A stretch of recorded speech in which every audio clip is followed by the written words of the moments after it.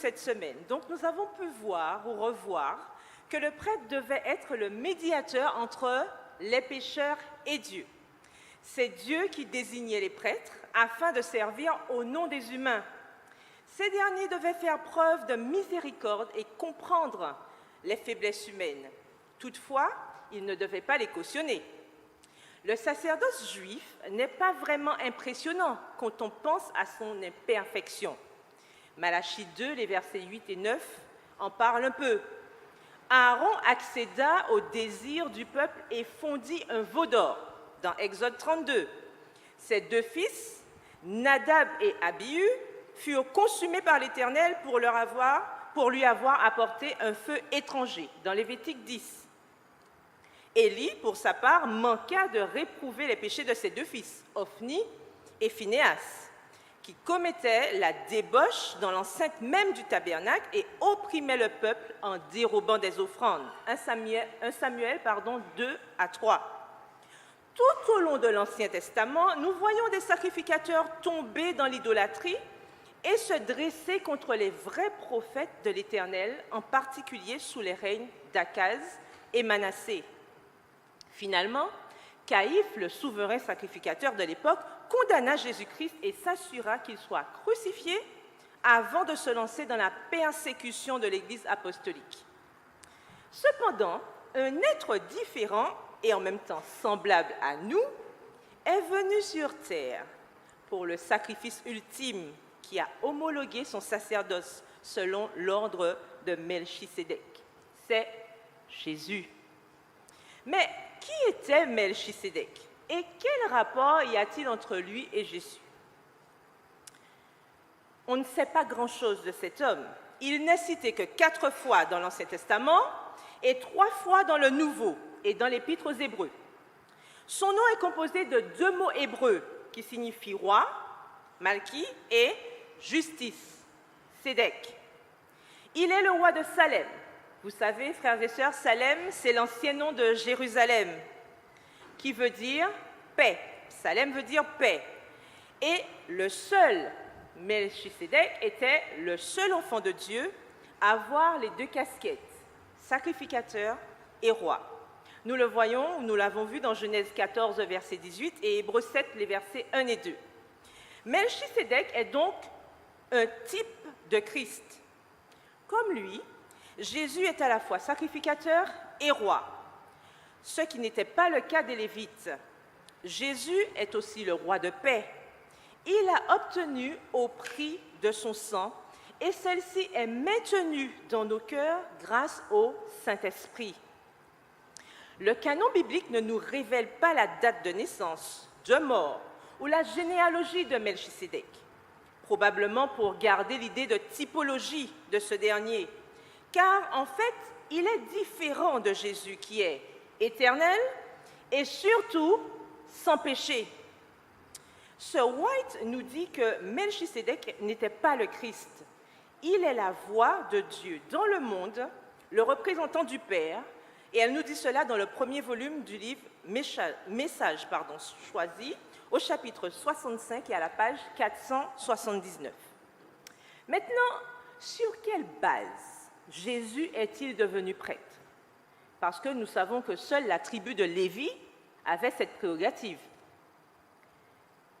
Hébreux 7, le verset 18 nous dit « Il y a ainsi abolition d'une ordonnance antérieure à cause de son impuissance et de son inutilité. » En fait, Dieu a changé les règles pour marquer une scission claire entre l'ancienne et la nouvelle alliance. Le ministère de Jésus est éternel et Jésus n'a pas de successeur. Hébreux 7, les versets 23 et 24. Son sacerdoce est bien meilleur et il est antérieur à celui de la tribu de Lévi. Jésus est le garant de la nouvelle alliance. Il est devenu sacrificateur par serment, contrairement aux Lévites. On le voit dans Hébreux 7, le verset 21. La prêtrise de Jésus est basée sur une vie indestructible et un ministère éternel. Au-dessus de lui, il n'y a personne. Il est l'ultime sacrificateur. Après lui, il n'y en aura pas d'autre. et personne ne doit ni ne peut prendre sa place. Hébreux 7, le verset 24. Donc, c'est sur la base de son immortalité que Jésus est devenu notre grand prêtre, car son sacerdoce garantit l'immutabilité de la promesse du salut faite à ceux qui acceptent le rôle sacerdotal de Jésus. Et pour finir, quelles sont les caractéristiques de Jésus en tant que prêtre, comme on l'a lu dans Hébreux? Jésus était saint, sans défaut, parfait en tout point dans sa relation avec Dieu. Hébreux 5, les versets 7 à 8. Il est aussi sans souillure. Hébreux 2, le verset 18. Hébreux 4, le verset 15. Sa perfection a permis notre salut à travers son sacrifice parfait. Il était aussi différent, séparé des pécheurs, nous dit Hébreux 7, le verset 26. Il n'a jamais péché, malgré les tentations qu'il a affrontées. Il s'est assis à la droite de Dieu, une fois remonté au ciel après sa victoire sur la mort. Hébreux 12, le verset 2 et Hébreux 4, le verset 15. Il est aussi élevé, plus haut que les cieux. Psaume 57, les versets 6 et 11. Il est avec Dieu. Jean 17, le verset 21, nous dit qu'il est un avec Dieu. Et il est Dieu. Jean 1, le verset 1. Sur terre, Jésus était aussi pleinement humain, mais il n'a jamais péché. Hébreux 2, les versets 14 à 16. Car il n'était pas corrompu par le péché.